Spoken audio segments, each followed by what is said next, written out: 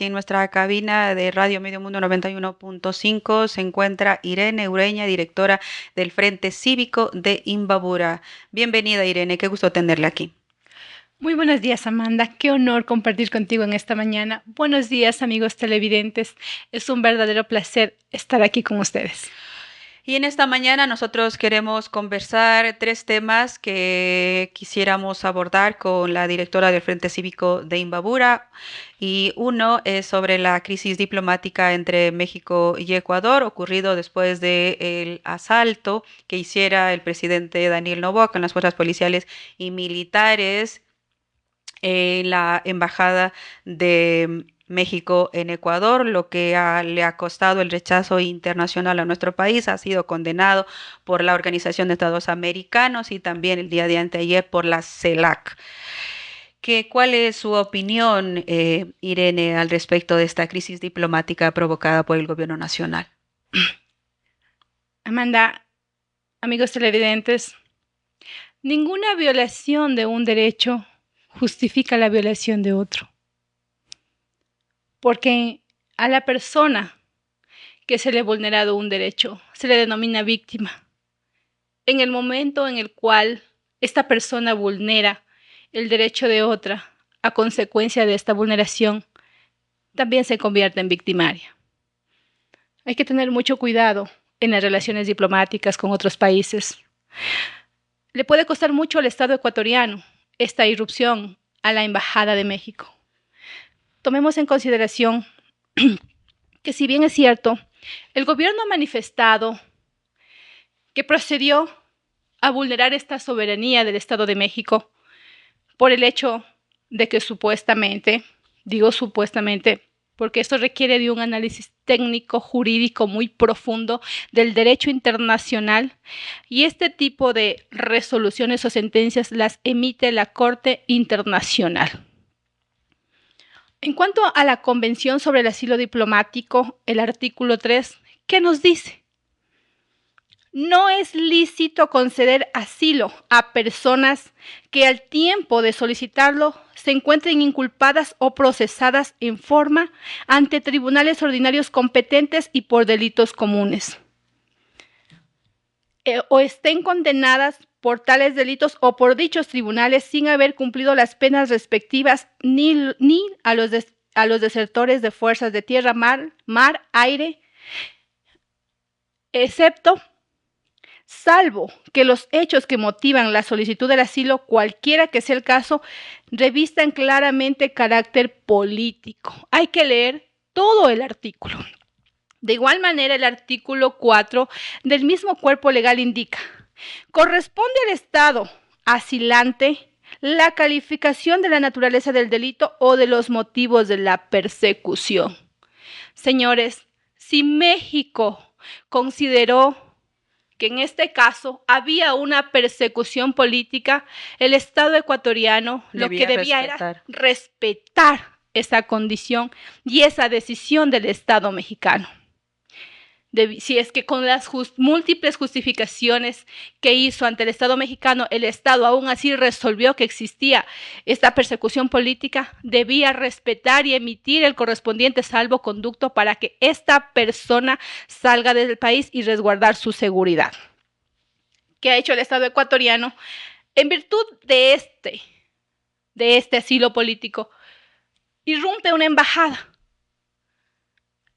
El artículo 22 de la Convención de Viena sobre Relaciones Diplomáticas del 18 de abril de 1961, que indica que las embajadas son inviolables, la soberanía de los estados es inviolable.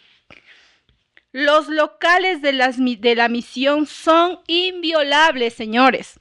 Los agentes del Estado receptor no podrán penetrar en ellos sin consentimiento del jefe de la misión. Aquí ni siquiera cabe un allanamiento dictado por un juez ecuatoriano. Aquí tiene que haber el consentimiento del jefe de la misión, señores, y no hubo el consentimiento. Por lo tanto, eso se convierte en una violación a la soberanía del país mexicano. ¿Cree que el gobierno nacional desconocía lo que significa las relaciones diplomáticas cuando se alberga embajadas en el territorio ecuatoriano o lo hizo con una intención de cálculo político? Mi estimada Amanda, si el gobierno desconocía sobre las relaciones diplomáticas, sobre el derecho internacional, es gravísimo. Y si por otro lado el gobierno actuó con un fin político, mucho más. Está utilizando al Estado para fines personales, para fines propios, sin considerar los efectos que más adelante nos pueden causar a los ecuatorianos, al Estado ecuatoriano. Nosotros hemos visto ya la condena de la OEA al Ecuador. No es que porque no nos aplicaron una sanción, es que no nos sancionaron, dice. No pasó nada, no va a pasar nada. Señores, condenaron la acción del Estado ecuatoriano, del gobierno ecuatoriano. Y eso ya es una sanción para los ecuatorianos. Ya deberíamos considerarlo una sanción. Claro que de igual manera también le llamaron la atención a México, pero sin embargo ya estamos en la mira de la OEA. La Corte Internacional de Justicia México ha pedido de que se lo debería desvincular de la Organización de Naciones Unidas. ¿Eso tiene qué implicaciones para el país? Si bien es cierto, México ya ha presentado su demanda ante la Corte Internacional, donde solicita que a México se lo desvincule de la ONU, ha pedido una reparación por daño moral. En este caso, hay un procedimiento para la desvinculación de la ONU que, bueno, yo consideraría que los estados, en este caso ya queda discrecionalidad de los estados, ¿no? Esta decisión, porque el Ecuador en realidad no ha vulnerado el artículo 5 y 6 de la Carta de las Naciones Unidas, de ninguna manera representa un peligro. No hay este informe negativo del Consejo de Seguridad de la ONU, y también para que se acepte o se tome, para que se expulse de la ONU al Estado ecuatoriano, se debe seguir el procedimiento que es en Asamblea General y se cuenta con el apoyo de todos los países miembros. Caso contrario, no procedería esta expulsión. Más sin embargo, no podemos nosotros olvidar que nada está dicho, ¿no? Y es gravísimo, sería gravísimo para el Estado ecuatoriano si es que nosotros somos expulsados de la ONU. ¿Por qué? Porque nosotros ya no contaríamos con el apoyo de esta organización en todo lo que implica los beneficios. Entre ellas no contaríamos con el apoyo del banco, ya no tendríamos crédito para el no, del Fondo Monetario Internacional, no tendríamos crédito, entre otros beneficios que tenemos. Se habla en varios analistas hablan de que hubo una intención política con la agresión que le hiciera a la embajada de México en Ecuador para subir en las encuestas a previas días de ir a votar en la consulta popular. ¿Ustedes tienen una lectura al respecto? Previo a esta irrupción, la consulta popular se veía venir, ¿no? No se veía triunfo. Claro, estaba en baja. Estaba en baja.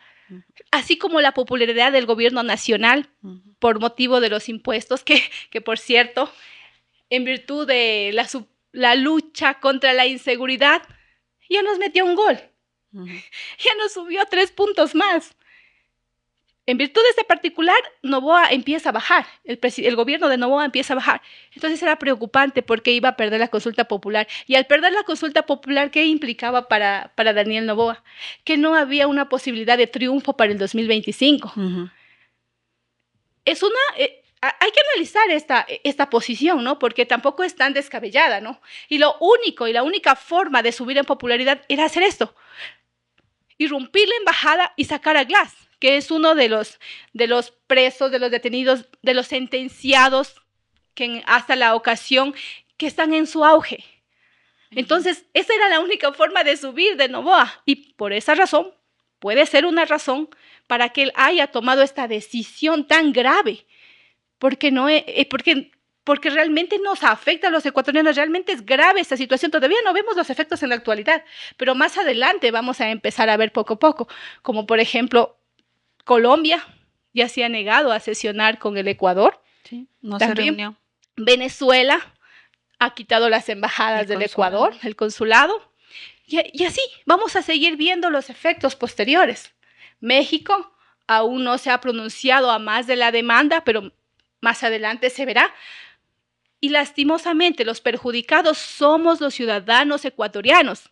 Señores, los gobiernos se van, los presidentes se van, pero el Estado se queda. Y los que más vamos a salir perjudicados somos nosotros. Y queríamos nosotros también conversar al respecto de la vicepresidenta Verónica Abad. Irene ha denunciado que está sola, que ha sido abandonada, que no hay acompañamiento del gobierno ecuatoriano. ¿A qué se debe? ¿Por qué ha llegado a esta ruptura que el presidente Noboa la confine a un territorio en un país como Israel, que está en un conflicto, que es un país ocupante de un país como Palestina? El conflicto entre Daniel Noboa y Verónica Abad se dio desde sus inicios y por celo político. Por celo político. Porque si tomamos en consideración, Amanda, nosotros que estuvimos ahí en la campaña política, viendo de manera directa, pudimos observar que el señor presidente Daniel Noboa siempre venía con sus chalecos, con su seguridad, emitía sus discursos, todo muy bien. ¿Campaña? En campaña política. Pero la señora presidenta Verónica Abad siempre era la persona que iba a pie, sin seguridad, a caminar con el pueblo ecuatoriano.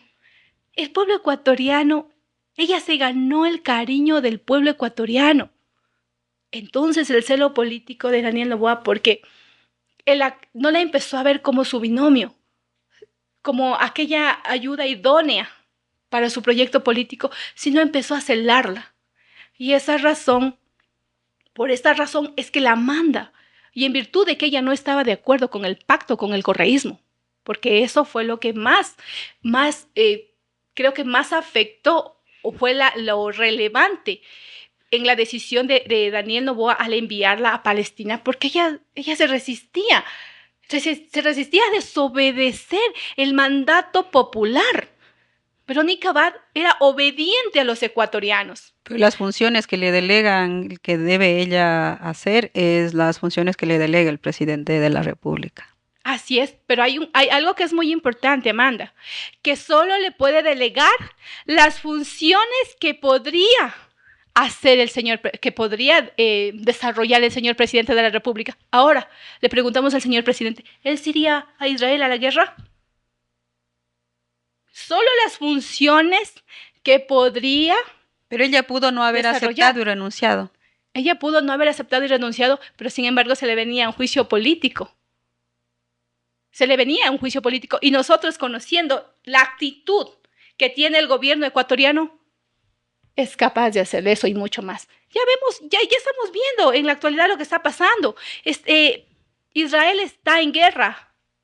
Es un país ocupante. Prácticamente está teniendo ataques bélicos, y a Verónica Abad no le permite el retorno. Él debería haber ordenado el inmediato retorno de su vicepresidenta al ver que su integridad se encuentra en riesgo. ¿Por qué no ordena el inmediato retorno? Porque no le conviene. El gobierno es inhumano. El gobierno es insensible. ¿Cómo va a ser posible que a sabiendas que corre riesgo su integridad, su vida, no ordene el retorno al Ecuador? ¿Qué es lo que le está pasando al gobierno? ¿Qué funciones cumple la vicepresidenta en este momento? Porque la delegó como embajadora de paz, que va a ayudar a Israel para que se detenga todo este genocidio en Gaza. Se le da estas funciones. ¿Qué papel está realizando dentro de este país en conflicto? Amanda, ¿qué papel podría desempeñar Verónica Abad en esta situación? Yo no creo. En un país que ha vivido en guerras milenarias, no es nuevo esto, no es nuevo. ¿Qué puede hacer una vicepresidenta, una embajadora de la paz? ¿Con que llegue la embajadora a este país ya va a parar la guerra? Señores, no puede hacer nada. Seamos realistas. No se puede hacer nada contra una guerra milenaria. Verónica Abad lo único que la tiene allá es asilada para evitar que Verónica Abad ejerza sus funciones que le corresponde. Y como machista, porque ahora en la actualidad hemos visto el machismo político. Y claro, la persecución política en contra de Verónica Abad ha sido clara y no le va a permitir desarrollarse en sus funciones como vicepresidenta o como política, señores.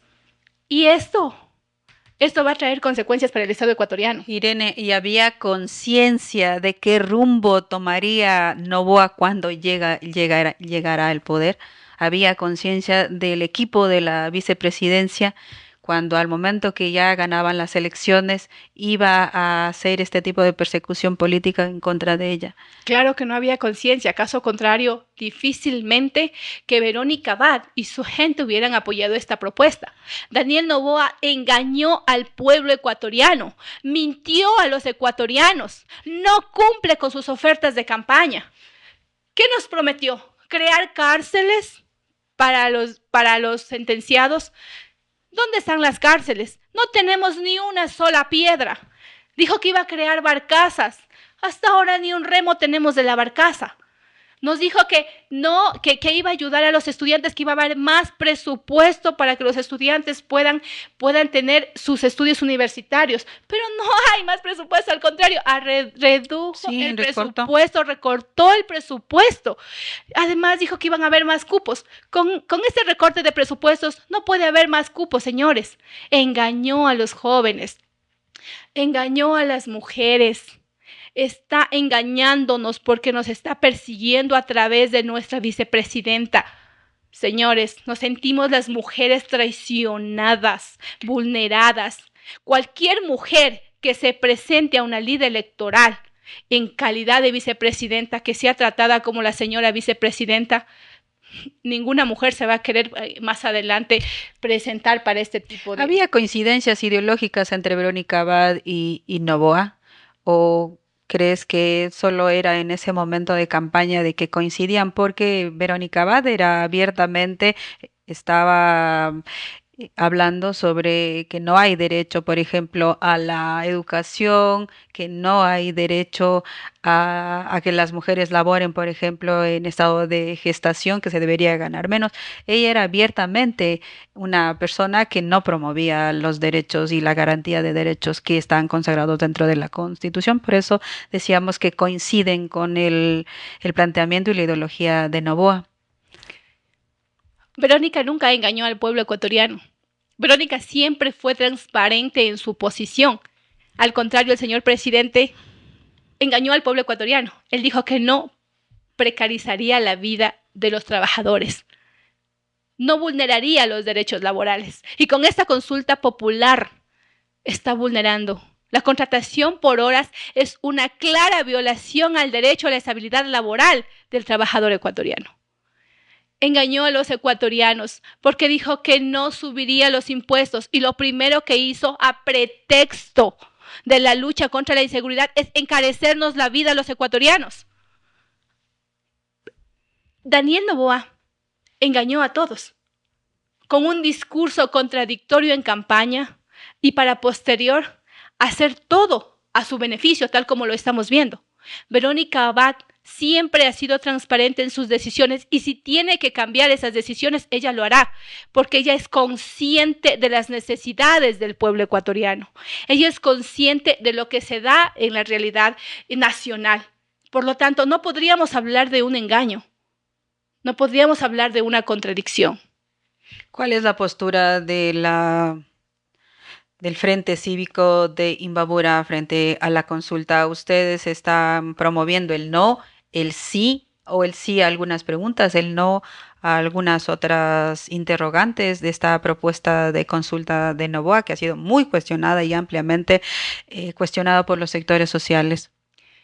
El Frente Cívico Nacional ha tomado la decisión de apoyar las preguntas que sean beneficiosas para el Estado ecuatoriano, decir un sí, y las preguntas que perjudiquen a los ciudadanos, al Estado ecuatoriano, a las mayorías, decir no.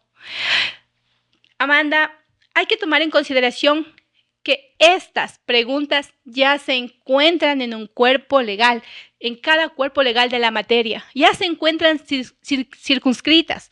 No hay nada nuevo que aprobar. Lo único que vamos a hacer es ratificar. Solo 2 preguntas de la consulta popular que realmente son lacerantes para los sectores y para el Estado ecuatoriano. Esas preguntas son las que le interesan a Daniel Noboa, como es la E y la D. ¿De qué habla la E? La E nos habla sobre el trabajo por horas. No es posible que en el Ecuador se implemente el trabajo por horas. ¿Por qué razones? Esa va a perder, Irene, porque ya según las encuestas pues ya hablan de que tendría un total rechazo. Y también la otra pregunta en la F.